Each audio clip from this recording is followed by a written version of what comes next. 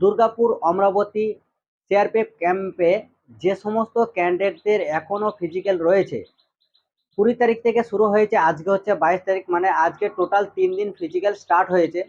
তো এখানে কি কি ডকুমেন্টস আনতে হচ্ছে, রিপোর্টিং টাইম কটার সময় দিতে হবে, এবং এখানে ফার্স্টে তোমাদের রান হচ্ছে না আগে মেজারমেন্ট হচ্ছে, এটার বিষয়েও জানাবো। এবং এখানে হাইট কেমন মাপছে, এবং আগের মাঠে আমি হাইটে পেয়েছিলাম, এই মাঠে হাইটে পাচ্ছি না, তার জন্য কি প্রসেস আছে, তোমাদের এটা করলে তোমরা আবার একটা চান্স পাবে। তো এই ভিডিওটা প্রথম থেকে লাস্ট পর্যন্ত দেখো, তাহলে অবশ্যই অনেক কিছু জানতে পারবে। এবং এ টু জেড এই মাঠে ঢোকার সময় থেকে একবারে বার করার সময় পর্যন্ত তো পুরো ডিটেলস এই ভিডিওটা তোমাদেরকে জানিয়ে দেবো। তোমরা অবশ্যই প্রথম থেকে লাস্ট পর্যন্ত দেখতে থাকবে। আর যদি আমার ভিডিও প্রথম দেখছো তাহলে অবশ্যই চ্যানেলটা সাবস্ক্রাইব করে দেবে, কারণ এরকম ভিডিওই আমি বানাই, যে তোমাদের কোথায় কোথায় ফিজিক্যাল রয়েছে এবং কোথায় কোথায় হতে চলেছে, এইসব ভিডিও আমি কিন্তু ক্যাম্পের ডিটেলসে বলে। তো অবশ্যই চ্যানেলটা সাবস্ক্রাইব করে থাকবে, যারা নতুন আছে তাদেরকে অবশ্যই ভিডিওটা শেয়ার করে দেবে। তো প্রথম থেকে দেখো, তোমার রিপোর্টিং টাইম কিন্তু 5টার সময় দেওয়া আছে। তো তোমাদের কিন্তু ভোর 2টোর সময় লাইন দেওয়ার কোনো প্রয়োজন নেই। যারা লাইন দিচ্ছ 2টোর সময়, তাদের কিন্তু অনেক এনার্জি লস হয়ে যাচ্ছে, ঠিক আছে? তার জন্য বলবো তোমরা প্রথম থেকেই ভোর 5টার সময় আসবে reporting time.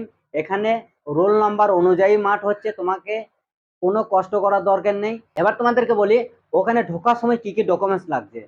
First of all তোমাদের যে এসএসসি জিডির অ্যাডমিট কার্ডটা রয়েছে, তোমাকে ওই অ্যাডমিট কার্ডটা এবং পাসপোর্ট সাইজের 2 কপি ছবি লাগবে, আর একটা পেন তোমাদের সঙ্গে নিয়ে ঢুকতে হবে। আর তোমাদের ওখানে ঢোকার সময় ওই রোল নাম্বার অনুযায়ী ডাকা হবে। ডাকার পর সঙ্গে সঙ্গে ভেতরে ঢোকার সঙ্গে সঙ্গে তোমার কিন্তু নাম রেজিস্টার করবে ওরা। নাম রেজিস্ট্রেশন হয়ে গেলে তোমাদেরকে চলে যাবে একবারে অন্য একটা লাইনে। তো ওখানে ফর্ম ফিল আপ হবে, ফর্ম ফিল আপ করার পর তোমাদেরকে কিন্তু একদম বাসে করে চাপিয়ে নিয়ে চলে যাবে, ঠিক আছে? বাসে করে যেখানে নিয়ে যাবে, যেখানে রান হবে সেইখানকে তোমাদেরকে নিয়ে যাবে। ওখানে ব্যাচ নাম্বার এবং পায়ে চিপ সিস্টেম লাগানো হবে, যেটা পায়ে দুই পায়ে দুটো চিপ সিস্টেম থাকবে, ঠিক আছে? ওই চিপ পড়ানোর পর তোমাদেরকে কিন্তু 1 থেকে 1.5 ঘন্টা পর কিন্তু রান শুরু করছে, ঠিক আছে? এবার এখানে তোমরা বলছো যে ব্যাচ কতজন করে করাচ্ছে, মানে একটা ব্যাচে কতজন ছেলে থাকছে। দেখো, কোনো ব্যাচে 100টা থাকছে, কোনো ব্যাচে 50টা থাকছে, কোনো ব্যাচে 150টা থাকছে। মানে যত লাস্ট হয়েছে তত ব্যাচ কমছে, প্রথম দিকে কিন্তু 100 150 করে ব্যাচ করছে, ঠিক আছে? তো তোমাদেরকে বলবো, যারা বাড়িতে রান প্র্যাকটিস করছো, এখনো তোমাদের রান বাকি আছে, মানে সেপ্টেম্বর দিকেও মাঠ হতে চলেছে তোমাদের। তো তোমাদেরকে বলবো ফার্স্ট এই দুপুরে রান প্র্যাকটিস করো, ঠিক আছে? একদম দুপুরে রান প্র্যাকটিস করে আসো। 10টা 11টার সময় রান প্র্যাকটিস করো, কোনো সময় বাড়িতে ভোরবেলায় রান প্র্যাকটিস করে আসবে না। 5টার সময়, 4টের সময়, 6টার সময় যারা রান প্র্যাকটিস করো বাড়িতে, তাদেরকে বলবো একদম ওটা বাদ দিয়ে দাও। একদম দুপুরে রান প্র্যাকটিস করো, 10টা 11টা 12টার সময় রান প্র্যাকটিস করো। তাহলে কি, তোমার এখানে তোমার ওই যে কষ্ট, যে মেহনতের যে কষ্ট, ফলটা তোমরা কিন্তু বাড়ি থেকে পেয়ে যাচ্ছ, ওখানে তোমার কিন্তু আরাম পাবে, ঠিক আছে? আর যারা সকালে রান করছো তারা কিন্তু এইখানে অনেক ছেলে কিন্তু রানে বাদ যাচ্ছে। প্রথম দিন অনেক ছেলে রান বাদ গিয়েছে, আগের দিন মানে কালকেও বাদ গিয়েছে, আবার আজকে মাঠ শুরু হচ্ছে। এখনো তোমাদের রান হচ্ছে 3টে পাক। 3টে পাক তোমাদেরকে মারতে হবে। 3টে পাক মারলেই কিন্তু তোমার 5 কিলোমিটার কভার হয়ে যাবে। ওই চিপ সিস্টেম আছে, তার জন্য তোমার যদি 24 মিনিট 1 সেকেন্ড কিংবা 2 সেকেন্ড লাগে, তাহলে তুমি ওখানে বাদ চলে যাবে, রানে আনফিট হয়ে যাবে, ঠিক আছে? তো তোমাদেরকে ফার্স্টেই বলবো, তোমরা কিন্তু ওই 100 মিটার তোমাকে কিন্তু ভালোভাবে রান প্র্যাকটিস করতে হবে। তো আমার একটা বন্ধু 24 সেকেন্ডের জন্য রানে বাদ চলে গিয়েছে, ঠিক আছে? তো তোমাদেরকে বলবো যে রানটা ভালোভাবে প্র্যাকটিস করবে। আর 2 থেকে 300 মিটার তোমাদেরকে কিন্তু ভালোভাবে লাস্টের স্টেপটা ভালোভাবে মারতে হবে। আর প্রত্যেকটা ভাইকেই বলবো ভালোভাবে রান বাড়ি থেকে প্র্যাকটিস করে আসো। যারা তোমাদের এখনো রান বাকি আছে তাদেরকে বলবো তোমরা অবশ্যই রান বাড়িতে ভালোভাবে প্র্যাকটিস করে আসবে।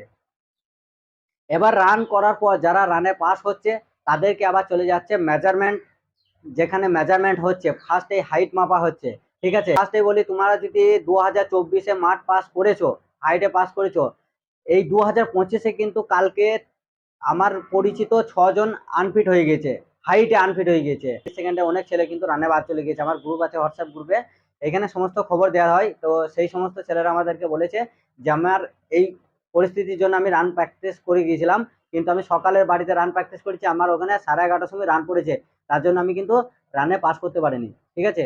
তো তোমাদেরকে বলবো বাড়িতে দুপুরবেলায় রান প্র্যাকটিস করে আসো।